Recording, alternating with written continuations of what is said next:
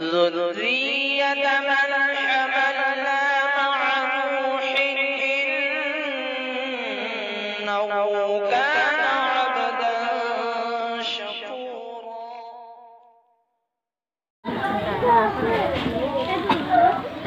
نحمده ونصلي على رسوله الكريم.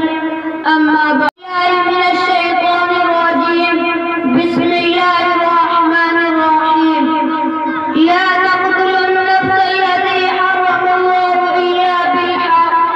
وقال النبي صلى الله عليه وسلم. أما بعد मेरे दोस्तों, सन 1864 से लेकर सन 1867 तक पूरे हिंदुस्तान में उलमा को अंग्रेज ने खत्म कर दिया। चंद गिने चुने उलमा हिंदुस्तान में मौजूद थे। सन 1867 में कोई दीनी मदरसा अपने असल आलम पर बाकी नहीं था।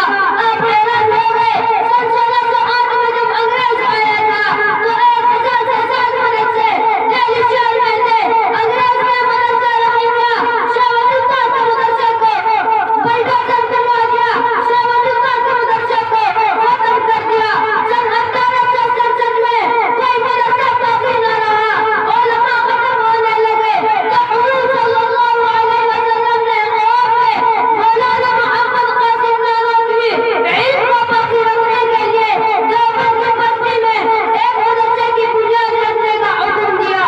मौलाना नानवी ने हुजूर सल्लल्लाहु अलैहि वसल्लम की बशारत पर 30 मई सन 1864 में 15 मुहर्रम al-हराम को हुजूर सल्लल्लाहु अलैहि वसल्लम की बशारत पर देवबंद की बस्ती में अनार के नाम के नीचे एक मदरसे की बुनियाद रखी।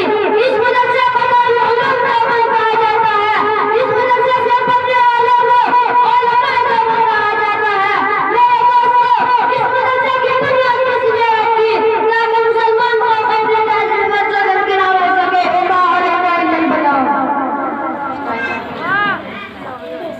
ऐसे टाइम अब मैं इस प्रोग्राम को आगे